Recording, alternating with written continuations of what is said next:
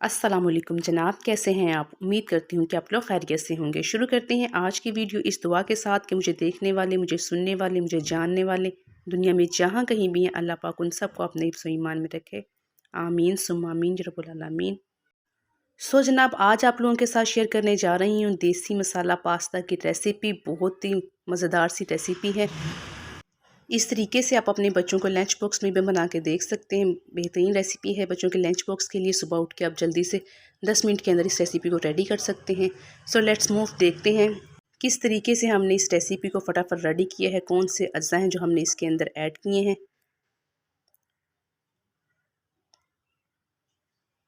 सबसे पहले जनाब हमने ले लिया है मस्टर्ड ऑयल। आप कोई सा भी ऑयल ले सकते हैं। उसके अंदर हाफ़ स्पून हमने ज़ीरा ऐड कर दिया है।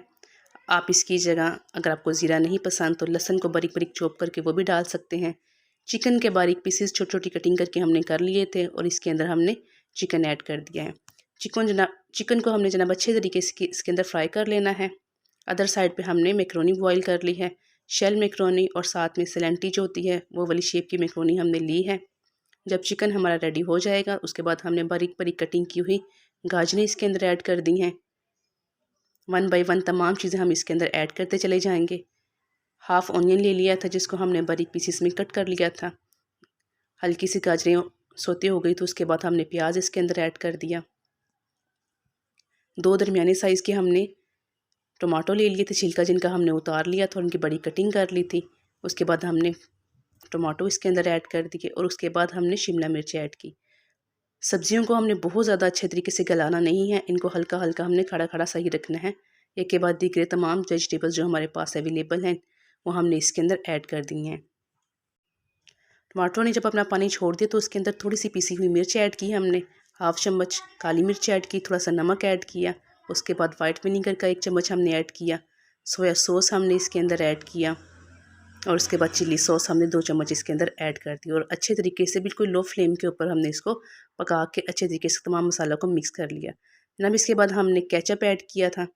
केचप के 7 से 8 चम्मच हमने इसके अंदर ऐड कर दिए थे। आप अपनी पसंद के हिसाब से केचप कोई सा भी यूज़ कर सकते हैं। कमी या बेशी किसी भी चीज़ की, किसी भी मसाले की आप अपने टेस्ट के हिसाब से कर सकते हैं। चिली गार्लिक टमाटो सॉस था हमारे पास, वो हमने इसके अंदर ऐड कर दिया। अच्छी तरीके से जनाब हमने इसको मिक्स कर लिया। माशाल्लाह से बहुत अच्छी इसकी खुशबू आना स्टार्ट हो गई थी और देखने भी बहुत ज़बरदस्त ये लग रहा था। उसके बाद जो बॉईल की हुई मैक्रोनी थी उसको हमने ठंडे पानी के नीचे से गुजार लिया था ताकि ये आपस में चिपके नहीं, और तमाम चीज़ों को हमने अच्छे तरीके से मिक्स कर लिया था। बिल्कुल लो फ्लेम के ऊपर हमने इसको मिक्स किया था। चूल्हा हमने अभी इसका बंद नहीं था किया है। तमाम चीज़ों को बिल्कुल लो फ्लेम के ऊपर हमने बंद कर दिया। उसके बाद हाफ़ कप जो था हमने इसके अंदर मायोनीज़ ऐड कर ली थी।